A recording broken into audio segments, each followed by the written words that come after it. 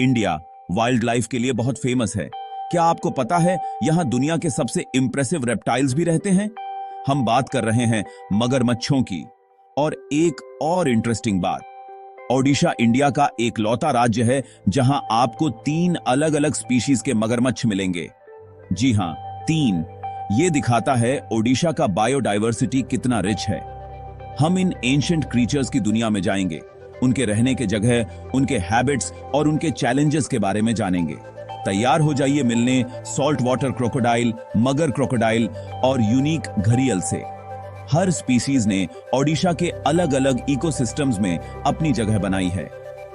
मेरे साथ चलिए ओडिशा के मगरमच्छों की फैसिनेटिंग दुनिया में और जानते हैं इनकी कंजर्वेशन क्यों जरूरी है। ये कहानी है एडेप्टेशन, सर्वाइवल और नेचर के डेलिकेट बैलेंस की। शुरू करते हैं हमारे सबसे बड़े मगरमच्छ से, सॉल्ट वाटर क्रोकोडाइल। ये दुनिया के सबसे बड़े लिविंग रेप्टाइल्स होते हैं। ये बहुत बड़े हो सकते हैं, कभी कभी तो 20 फीट से भी ज्यादा, मतलब एक कार से भी बड़ा। सॉल्ट वाटर क्रोकोडाइल्स, जैसे उनके नाम से पता चलता है, सॉल्टी पानी में रहने के लिए बने होते हैं। ये आपको मैनग्रोव्स के ब्रैकिश पानी में, एस्चुअरीज में, यहां तक कि समुद्र में भी मिलेंगे। ये बहुत तेज तैराक होते हैं और बहुत दूर तक ट्रैवल कर सकते हैं। ओडिशा में सॉल्ट वाटर क्रोकोडाइल्स देखने की सबसे अच्छी जगह है भितरकनिका नेशनल पार्क। ये पार्क मैंग्रोव जंगलों और वाटरवेज का एक मेज है जो इन मैग्निफिसेंट क्रीचर्स के लिए परफेक्ट हैबिटेट है। हाँ, ध्यान रहे थोड़ी दूरी बना के रखें। ये क्रोकोडाइल्स बहुत पावरफुल प्रेडेटर्स होते हैं।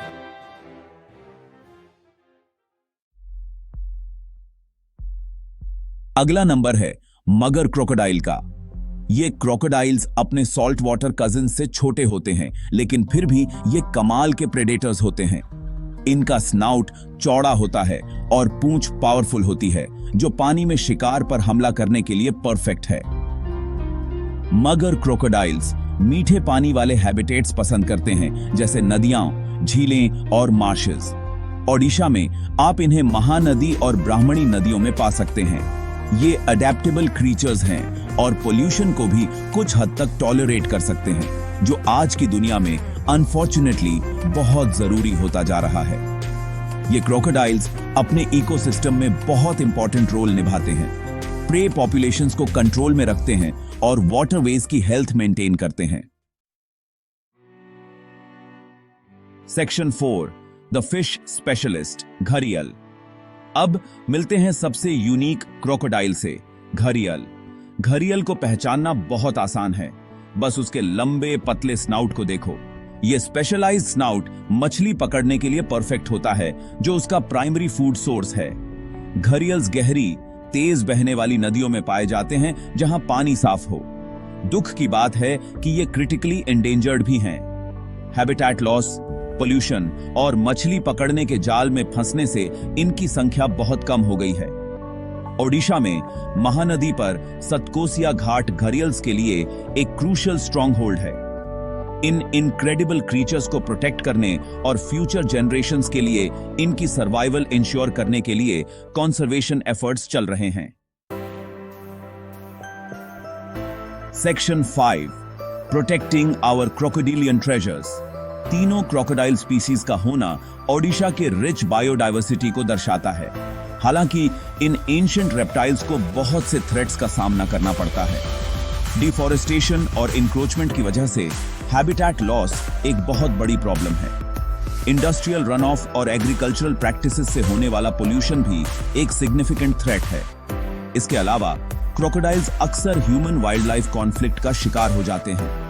कभी मछली पकड़ने के जाल में फंस जाते हैं या फिर डर की वजह से मारे जाते हैं। अच्छी बात यह है कि उम्मीद अभी बाकी है। ओडिशा वन विभाग कंजर्वेशन ऑर्गेनाइजेशंस के साथ मिलकर इन इनक्रेडिबल क्रीचर्स को प्रोटेक्ट करने के लिए बहुत मेहनत कर रहा है।